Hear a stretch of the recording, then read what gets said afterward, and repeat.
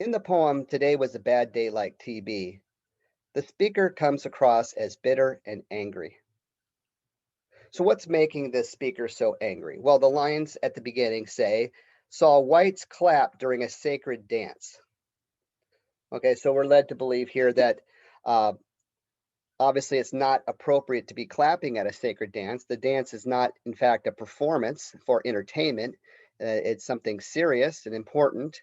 And so the speaker is angry about this inappropriate behavior. Okay. Now, we can also guess that perhaps the audience, these white audience members, they're not aware of the fact that that is inappropriate. Okay. So maybe they don't have bad intentions. They're not evil or even racist. They maybe just are ignorant about the proper way of doing things. So we can understand where the anger is coming from with the speaker, but perhaps instead of being angry, the audience members could simply be informed, okay, this is not appropriate. Please don't clap during the performance. And if you took the time to explain the situation, perhaps the audience members would change. Okay, and so uh, the same with the hippie boy. Perhaps the hippie here, this blonde hippie, has good intentions. He's interested in Native American culture, but he's coming across as ignorant or insensitive, not really understanding the meaning of what he's talking about. For example, he has this redstone pipe and he says this is a soup pipe. And notice he's saying it from his sports car. That seems like an important detail, that he's sort of maybe a wealthy person who's just dabbling in Native American culture as a hobby or as a type of interest to him or entertainment. And his attitude is making the speaker angry. So she says, I hiss. Yes, I hiss. So notice that my eyes burned him up. And yes, I hiss. And then says, and the name is Lakota, not Sue. Now, that's interesting that she says she's upset that he said Sue instead of Lakota and tries to lecture him on the fact that it's Lakota, not Sioux, which is odd because Lakota are considered to be a subdivision of the Sioux. They're often called Lakota Sioux. So you would have to be a rather informed expert to make subtle differences between Lakota and Sioux. So how much can we really blame this person for not using proper terminology? It seems that even the speaker herself of this poem is not quite aware of the relationship between the Lakota and the Sioux. And she says, I'll tell you, he said, all friendly and liberal as only those with no pain can be. So when I see that line, those with no pain, I put that together with the image of the sports car. Here's somebody who has life easy, rather well off with a sports car, doesn't really know pain. And so he's kind of trying to understand this culture from the outside. He's an outsider looking in and doesn't really understand the insider perspective. Okay. So we're not justifying the attitudes or behaviors or comments of these people, but does it really deserve this level of hatred, this seething anger, this burning eyes, the hissing voice? Okay, where is that deep anger coming from? Okay, could there be a chance here, an opportunity for enlightenment? Instead of getting angry at these people, there's a chance to educate them and correct them. Okay, just be honest. Okay, when you say these things or you have these understandings, you're coming across as indifferent or out of touch. This is hurtful.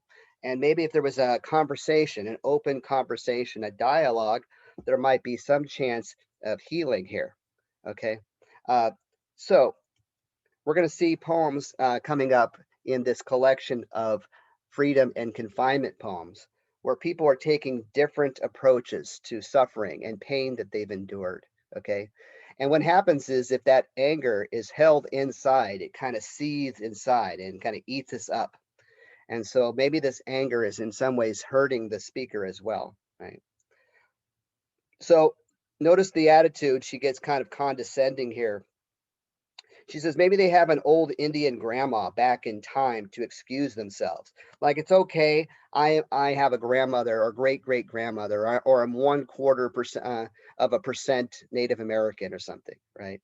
We think about this uh, controversy, right, involving politicians who claim ancestry, a Native American ancestry. And then you find out that it's a very, very small percentage of that, right? So the politician was claiming to be Native American, putting it on a resume, getting special treatment for that, and is really very far away from that heritage, very detached, kind of using it, right? And we think a lot of the controversy over the names of sports teams, like the Washington Redskins. Eventually, for years and years and years, there was controversy over this being offensive, and eventually Washington changed their name, something boring, the Washington football team or something, right? So now they're looking at other sports franchises and saying that there's a disrespect to Native American culture or a lack of sensitivity to that, right? So we can understand getting angry about that and being upset. But the question then is what do we do with that anger? Do we let it eat us up inside and spill out in bitterness? Or do we find some other way to deal with the anger? All right. So we can think of this as righteous anger or appropriate reason for being upset, but we can also comment on the way in which the poet, the speaker here, is dealing with that anger, and maybe we might have different opinions. Some might approve of it, and some might find that her attitude is unhealthy. So so she said, "I wanted to beat up the smirking man wearing a pack with a hated design from Moe's bookstore." See, so she's seething. It says, my eyes burned him up. I hissed. I wanted to beat him up. That smirking face. I just wanted to punch him, right? So they go and buy some kind of souvenir from the bookstore and says, "Hey, listen, Mose, how many Indians do you have working there? How much money are you sending to the Haida people to use their sacred raven design?" So just kind of marketing and making money selling merchandise without any real respect for the people themselves.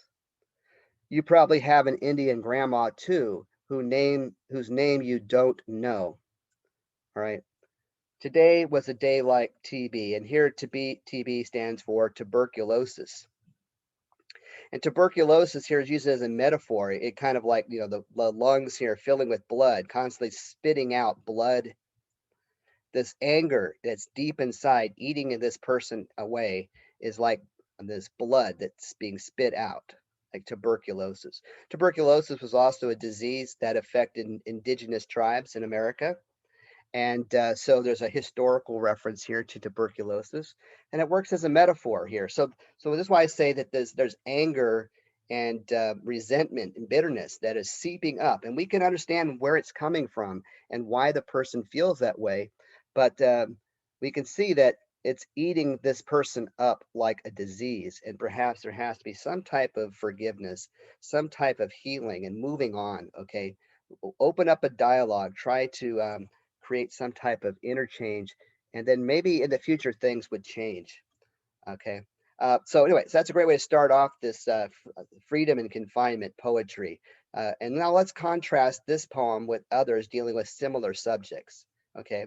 So here, in response to Executive Order 9066, we have a poem about the Japanese internment camps during World War II. So the Executive Order 9066 is listed at the top here. All Americans of Japanese descent must report to relocation centers. And there's one up there on the highway here in California, Manzanar, where they took Japanese citizens and round them up and put them into camps for fear that the Japanese might be launching some type of an attack on the west coast of the United States, and that some Japanese citizens might be, in fact, spies assisting them. So what you have, though, interestingly, here is a voice. The speaker is a child. So seeing it from the child's perspective is very interesting here. So this is 14-year-old girl, and she says, look, try to give some details about how American she is. Okay, she has Japanese ancestry, Japanese heritage, but she's a completely American teenage girl. She says, if it helps any, I will tell you, I've always felt funny using chopsticks, and my favorite food is hot dogs, right? So I'm American all the way through, even though I have Japanese heritage. My best friend is a white girl named Denise. Denise O'Connor is her good friend. Her last name is Ozawa. Okay. And so Ozawa and O'Connor, because their names are together in the alphabet, right? Um, she um, she sits next to this person or right behind her, and they become best friends. Okay, but even though they're best friends, once the war comes and there's the executive order is given to round up the Japanese and to put them in camps, notice the attitude that switches with Denise. She says, "You're trying to start a war, giving secrets away to the enemy. Why can't you keep your big mouth shut?" So obviously, where does Denise get these ideas from, right? She's obviously hearing her parents talk or hearing adults talk or reading things or seeing something. And so this innocence of the child, this good friendship now is being tainted. And now the young girl is looking at her good friend with different eyes and says, "Why can't you keep your big mouth shut?" So of course the young girl doesn't know what to say in return. So notice it says, "I gave her a pack of tomato seeds and asked her to plant them for me. Told her when the first tomato ripened, she'd miss me." All right. So in some ways you could think of the tomato as a heart. She's showing the idea of planting a seed, and then when it's finally the tomatoes are growing or ripening, she'd think about her friend and miss her. Right. So this shows, in a sense, it's sad that these Japanese citizens, because of this fear and mistrust, it leads to kind of a level of discrimination against the Japanese. And it's sad because it affects these two girls who are friends with each other, and now it's driving them apart. So there's a hope at the end, though, the hope that when the tomato ripens, that this time will end, and they'll go back together and find common friendship again. All right. It just makes it very sad when you look at it through the perspective of a young girl. All right, so we get a similar theme in the two poems, but two very different perspectives and attitudes here. Okay, and now this is a great poem here by Pat Mora, Legal Alien. So now we've got a very interesting situation. It's common in Chicano literature. The idea of being bilingual and bicultural, having one foot in one culture and one foot in the other, right? And so let's say you come over, your parents come over, or you're the first generation American.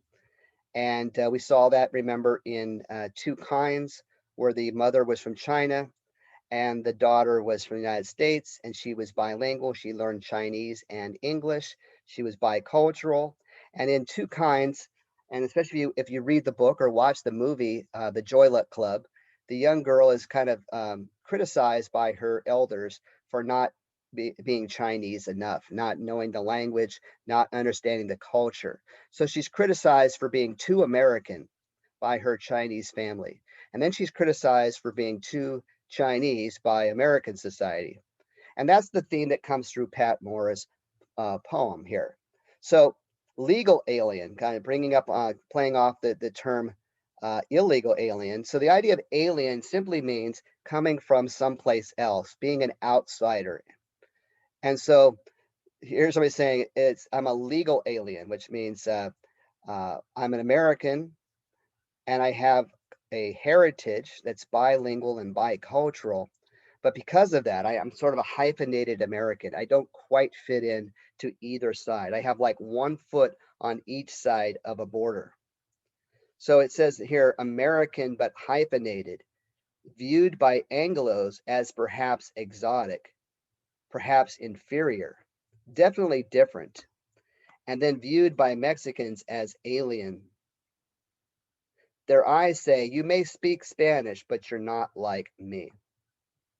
So this is a very common experience, especially in Southern California, but it's a common to many groups, many people throughout the United States here, of saying, I'm an American to Mexicans and a Mexican to Americans, a handy token sliding back and forth between the fringes of both worlds. By smiling, by masking the discomfort of being prejudged bilaterally. So it's kind of a victim of stereotyping or discrimination, but it's interesting. It comes from both sides of this dividing line, this border between Mexico and the United States. So for people on one side of the border, I'm an alien. To people on the other side of the border, I'm an alien. I'm kind of part of both worlds, and in some sense, not being part of both worlds. Okay. So perhaps you can, from your own experience, identify with this poem, and like I said, comparing it to Two Kinds and or the Joyluck Club, you can see that this is a common experience between different groups. There are many hyphenated Americans who might feel this sense of being a legal alien, right? That's a great poem. All right. So now we've looked at Native American culture, we've looked at the Japanese, we looked at the Hispanic community, and now we're looking at the African American community. This is very interesting. This poem is great. It deals with the idea of stereotypes and the expectations that we have sometimes. We have preconceived notions, and this poem is about defying those and breaking them down.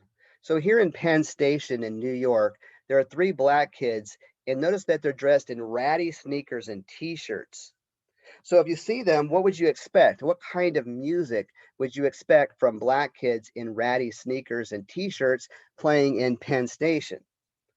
Well, it seems like the last type of music you would expect is two violins and a cello. There's a little bit of a trio here, and they're playing the German composer Brahms. And so that kind of defies your stereotype or expectations that these young people, right, black kids, so not only are they young, you think of classical music for the old, they're black, and maybe we don't think of classical music as for black people. We think of maybe it's more of a white person's music. Ratty sneakers and t-shirts. Maybe we think that classical music is more for wealthy people, and that people that are poor maybe don't like class. So in three different levels in terms of age, race, and class, uh, the the expectations seem to be defied by these kids playing classical music. Then you have these white men. A contrast, they're in business suits, and they're digging into their pockets for money to pay for the kids. So you've got the contrast: white men in business suits and brown men in work soiled khakis. So the sense I get here is that this music is something universal. It's something that unites everyone. Instead of looking at superficial differences like class or age or race or even gender, instead of looking at these kind of divisions, this music seems to get at our soul and to find our common humanity, something that brings us together. So that's why at the end it says, why does this trembling pull us? A, beneath the surface, we are one.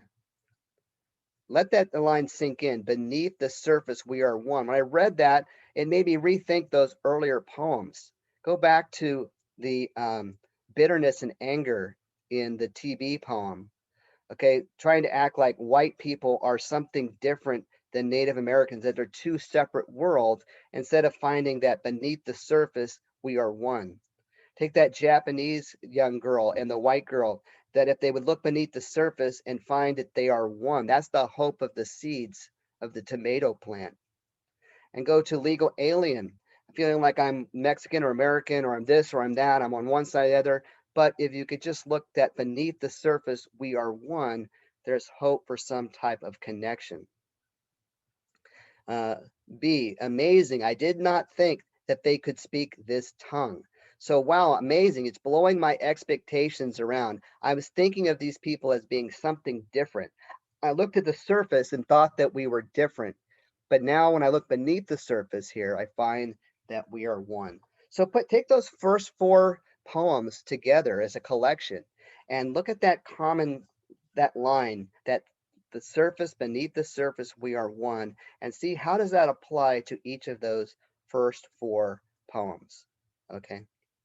And we can also now look forward and apply that same concept to this poem called Blood. So now we've been, like I said, we've looked at Native American culture, we've looked at the Japanese culture, we've looked at the Hispanic culture, we looked at African Americans, and here we're looking at Middle Eastern Arab culture. And the line here is talking about what does it mean to be a true Arab? A true Arab. Um, um, Sometimes there's a narrow view about what it means to be a true Arab, but there might be many different ways to be Arab.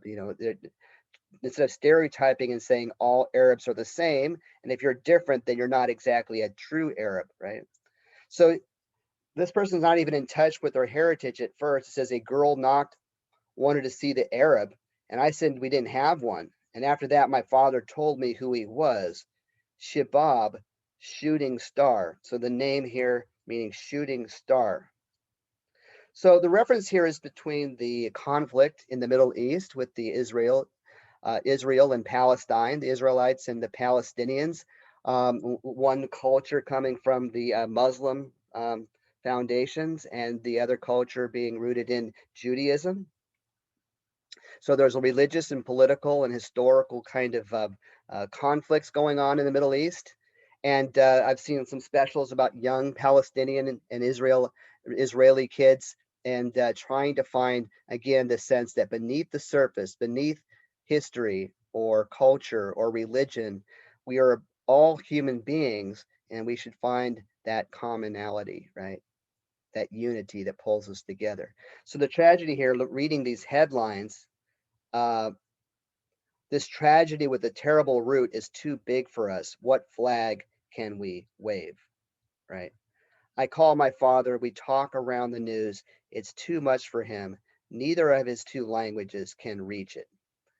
What does a true Arab do now? Okay. So again, it talks about, uh, again, we're looking at freedom and confinement, but we've looked at these people that are struggling to identify with culture, um, a family and a culture and an identity, but also to reach out and find a common bond with other people that we might consider to be outsiders. Okay. All right.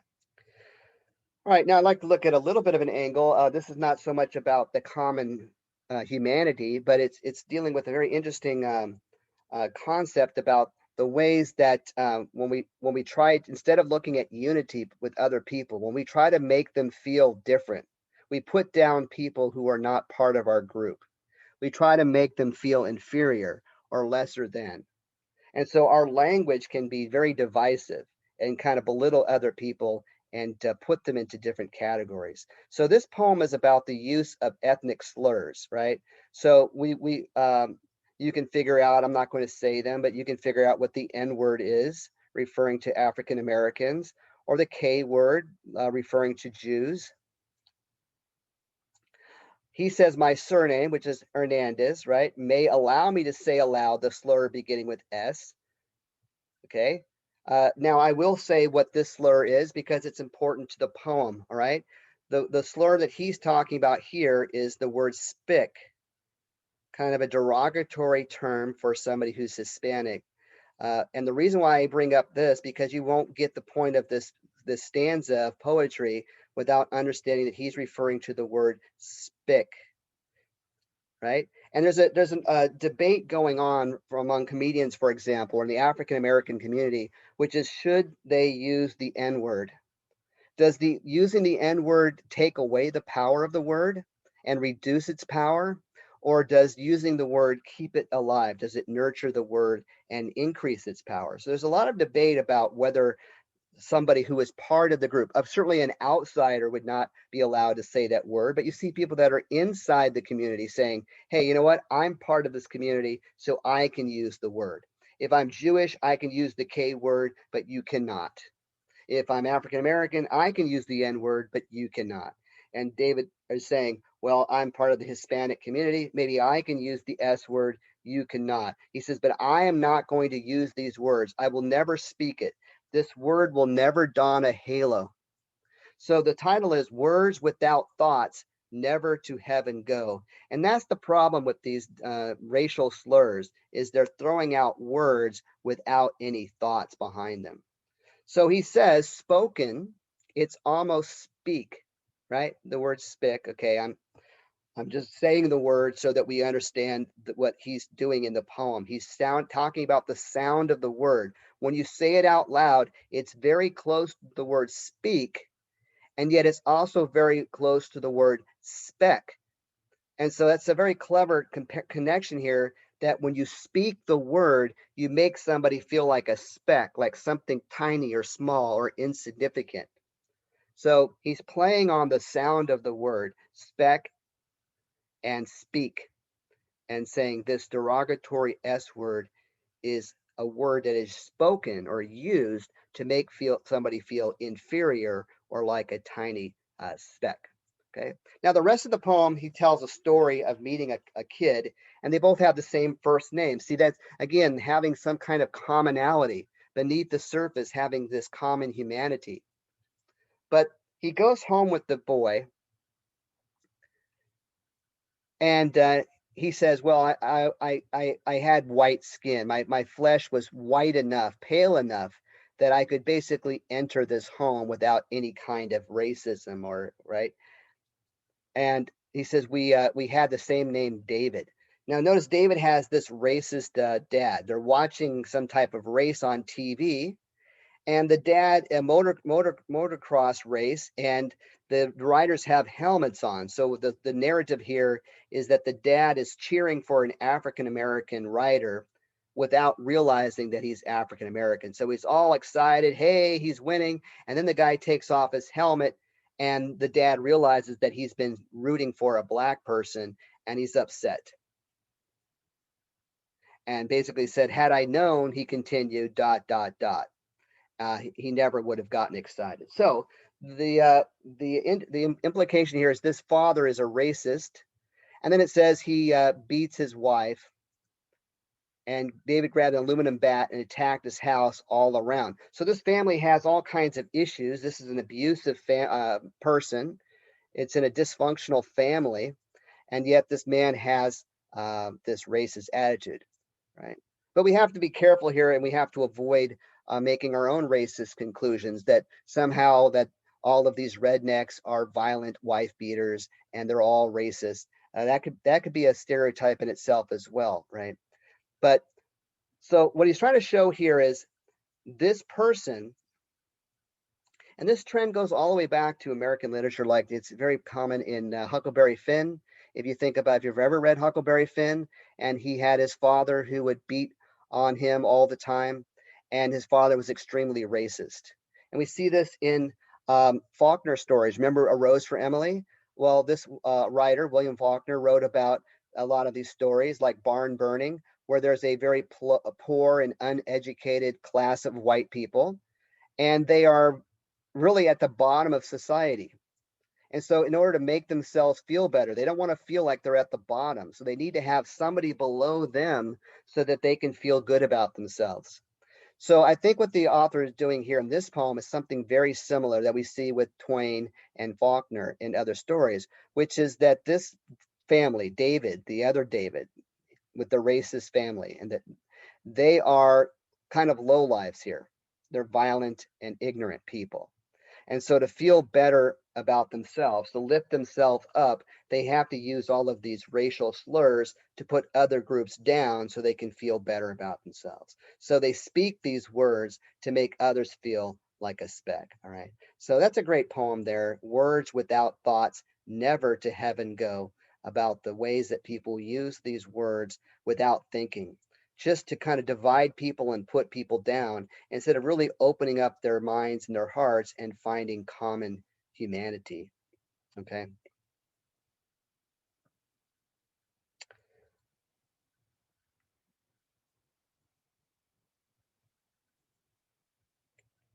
All right. Now we're going to take a look at another group of poems. These are all related to the Holocaust, the experience of the Jews. And think about, it's hard to think of a different example of people that have gone through more discrimination and abuse than the Jews. This terrible Holocaust with 6 million Jews, and in other parts of the world too. The victims of religious persecution and genocide. And so look at this poem here. First, they came for the Jews. we have a person who's not Jewish, a German Protestant theologian. And when they came from the Jews, a lot of non-Jews, they just stood by and did nothing about it. They're like, well, I'm not Jewish. I'm just glad that I'm not being attacked. I'm not being put into concentration camps. I'm not being gassed. So, hey, it's not me. So what? So we stand by as a bystander, and we don't get involved. We say that's not relevant to me personally. Then they came for the communists, he said. Then they came for the trade unionists. And so the point he makes is, he says, then they came for me and there was no one left to speak out for me. So what he says is that I stood by and I just did nothing about it. And now I'm the victim and there's nobody that's going to come to my defense. So the point of it is we cannot just think of these people as outsiders. We have to feel that the Jews are us, the communists, the trade unionists, that everybody, we have to connect with them as human beings and say, if they came for the Jews, then they're coming for us. We should go and defend them and stand up for them. If you stand by quietly and let things happen, eventually it comes to you and there's no one left to speak out and defend you, right? So there's an indictment about people like Christian Protestants who stood by and did nothing. There was a moment where the Catholic Church, for example, issued an apology to the Jews in Europe of not doing enough to resist the treatment of the Jews by the Nazis. Okay. Now, Chorus of the Rescued here, this is by a playwright born in Berlin and escaped from Nazi Germany in 1940 and won the Nobel Prize for Literature in 1966. Now, this is about, imagine you're a group of people that have gone through the Holocaust and have emerged and survived the horrors that you've witnessed and experienced. When you've gone through that kind of evil, that kind of horror, it's difficult to come back. There's a lot of baggage you're dealing with, a lot of PTSD, a lot of painful physical and emotional scars that need to be healed. And it's very difficult to come back into regular life. You're very distrusting of people. You could have a lot of angerness and bitterness, a lot of fear. And so that's what the poet is saying. The poet is speaking on behalf of these survivors of the Holocaust and said, we, the rescued, beg you, show us your son, but gradually, right? We need to ease back slowly into life. So you need to show us the son, but do it gradually. Lead us step by step, and be gentle with us because we've been very wounded. Our badly sealed pain might burst forth again and carry us away, right? I love this line. Do not show us an angry dog, not yet. It could be that we will dissolve into dust. Imagine at the concentration camp, right? For example, I've owned 2 German Shepherds in my life, and I love that dog. Wonderful dogs, beautiful dogs, great hearts. But imagine if there's a dog as a guard at a prison camp, vicious and barking, and then you come along, even if you're a kid who's had been bitten by a dog as a kid, there might be some fear that you have when you get around dogs. And so a dog could start barking and we'd be so afraid we'd have this kind of triggered event, and this anxiety and fear would take over us. And so we're very fragile, the poet is saying. So treat us gently and kindly and help us uh, come back to rejoin humanity, get back to living after this traumatic experience. Okay, so that's the plea of this speaker. We, the rescue, the survivors of this Jewish Holocaust, we're begging you to help, be gentle with us and help us come back to life, so to speak, right? Now, here we see an example of a person who was in prison, and it's sad to see that she was tortured and murdered by the Gestapo, the Germans. And so if you see the year, she was only 22 and got killed in 1944. And so this is a person who's in prison and being tortured. And when you're being tortured, you want to end your life. I said, I just want to kill myself. I want it to end. So she says, I shall betray tomorrow, not today. Pull out my fingernails.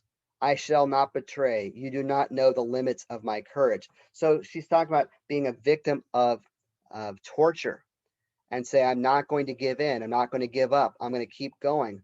My courage, you don't know the limits of my courage. So it's a very brave and courageous attitude, right? But notice here it says, the file is under the window pane. This is not meant for the window bars. Okay. Well, what is it for here? It says the file is for my own wrists.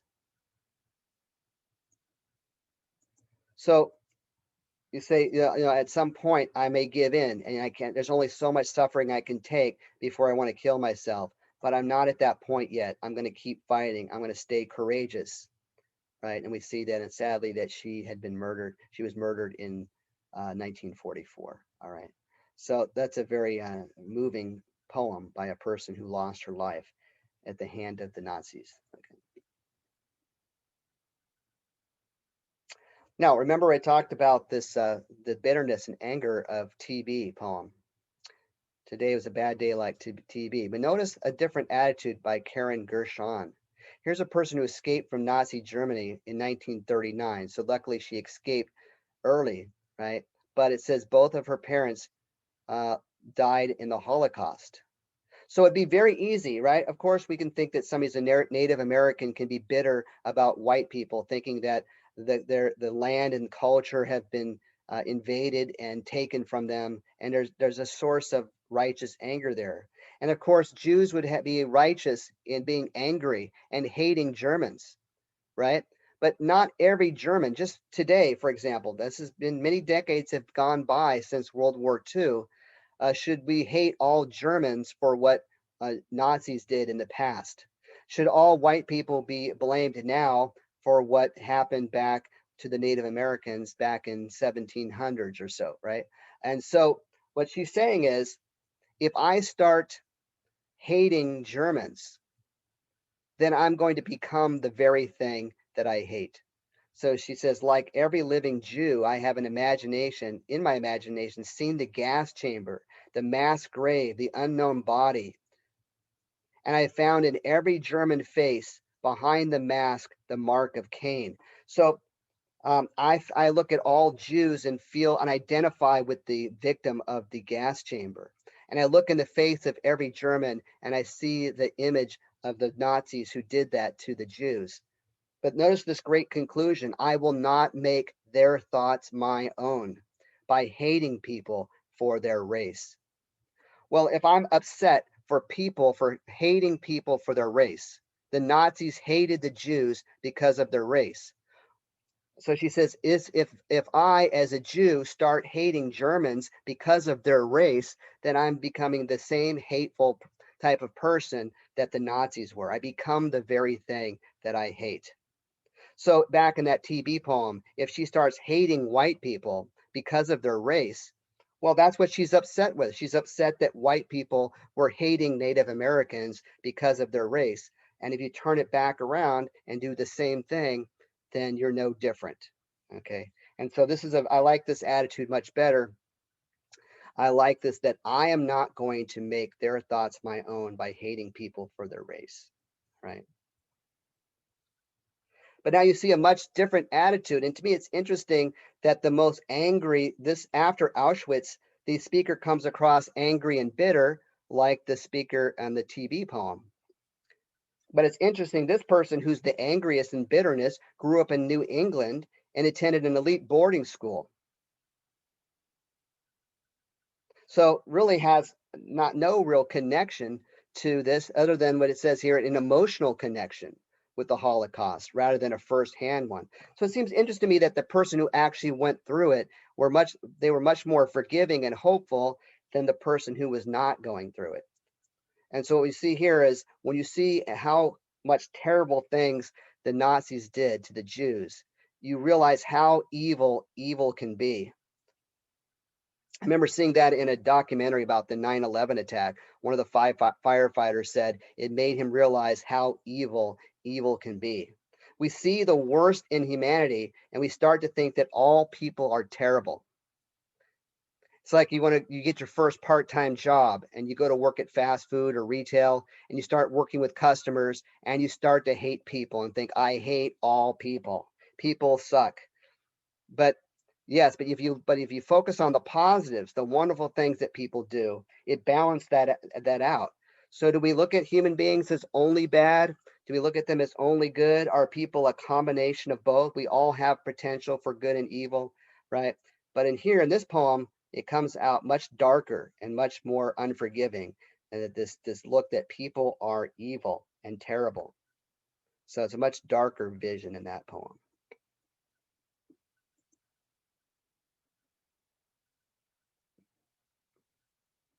Um, I had you read a poem by Emily Dickinson.